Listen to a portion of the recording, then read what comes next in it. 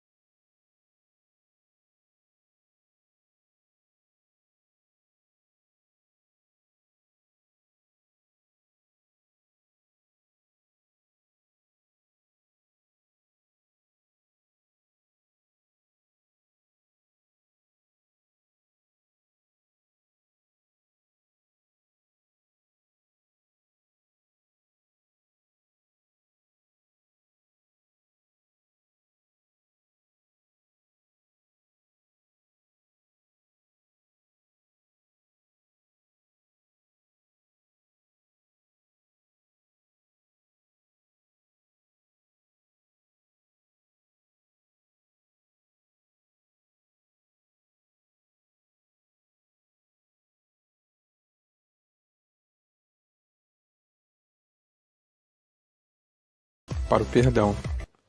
Este é o verdadeiro caminho da libertação. Eu me perdoo por tudo o que ainda não consegui alcançar na minha vida. Ao me perdoar, eu me liberto de toda a crença que me impede de alcançar os meus sonhos. Bom, o tema de hoje é sobre mudança. Todo mundo quer mudança. Todo mundo busca a mudança. E ela acontece de duas formas. Ou a gente muda pelo amor, ou a gente muda pela dor. E uma pesquisadora, chamada Elisabeth Kübler-Ross, pesquisando sobre os pacientes em fases terminais no hospital, conseguiu entender que o luto e a mudança são bem parecidas, têm o mesmo sentido. Da mesma forma que o luto revela a dor e o sofrimento por uma perda que ainda não foi superada, a mudança também traz um desconforto e uma dúvida para o próximo nível. Ou seja, mudar significa sair da zona de conforto, significa que consciente e inconscientemente passamos por 5 estágios, como acontece com o luto da morte de um ente querido. Assim diz a psiquiatra Elisabeth Kübler-Ross. É claro que a única certeza que nós temos na vida é a morte.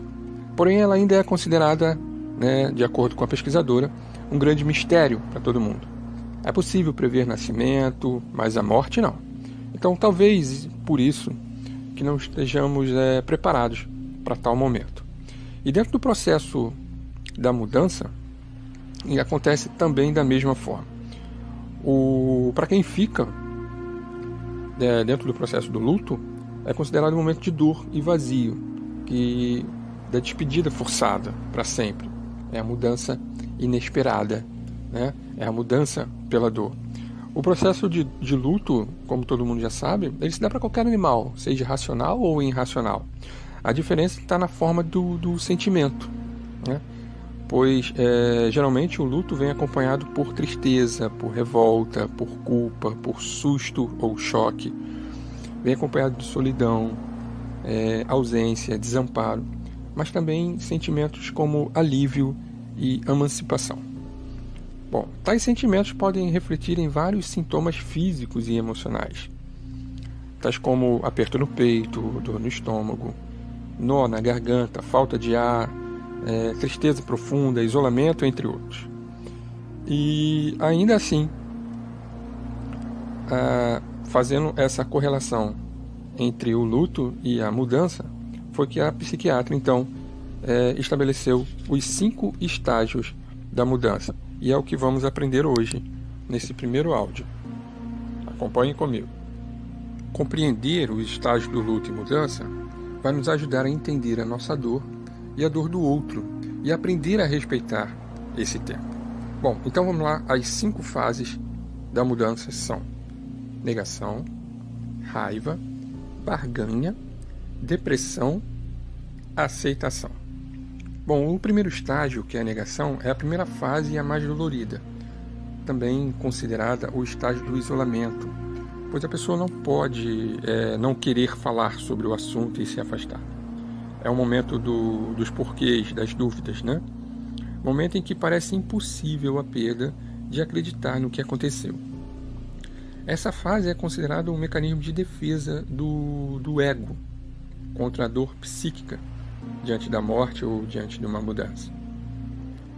Esse estágio normalmente não persiste por muito tempo, sendo logo substituído por uma aceitação parcial. Porém, varia de pessoa para pessoa, né, gente? Pois depende da intensidade do sofrimento de cada um e como as pessoas mais próximas são capazes de lidar com a dor. Durante a transição desse estágio para o estágio da raiva, é comum a pessoa falar sobre a situação em um momento e de repente negá-la por completo. Bom, o segundo estágio é a raiva. Essa é a fase da revolta, da rebeldia, do descontrole, dos ressentimentos, onde a pessoa se sente injustiçada e incomodada com a perda, pelo fato de que o ego não consegue manter a negação e o isolamento. É a frase do "por que comigo?". Nossa, por que isso aconteceu comigo? Com tanta gente, né, diferente por aí, tantas pessoas ruins, por que foi acontecer comigo? Sempre eu que andei certinho, fiz o bem, sempre trabalhei, sempre fui honesto, mas não, tinha que acontecer exatamente comigo. Nessa fase, se relacionar é quase que impossível, né? Os relacionamentos se tornam mais problemáticos devido ao caos e à hostilização que a revolta traz para o ambiente. Bom, o terceiro estágio é a barganha.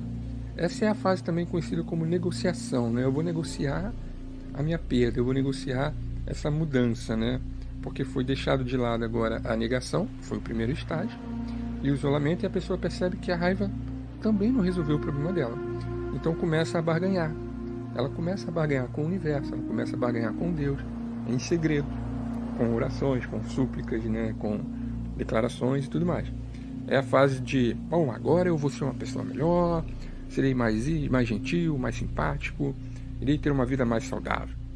Nesse estágio, uma pessoa que, por exemplo, está passando por uma doença,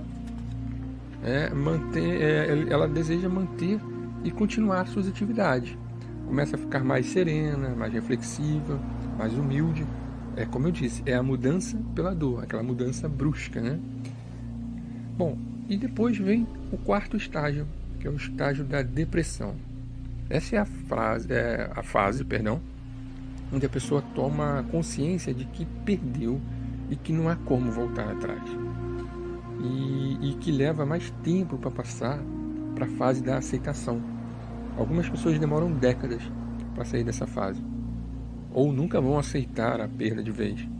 Muito comum quando se perde um filho, né?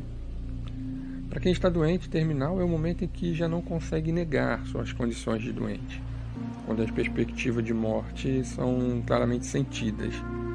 Então, revoltar-se e negociar a cura não resolveu em nada. Esse é um momento em que as pessoas à sua volta devem estar mais próximas de você, né? Da pessoa que foi acometida pela perda.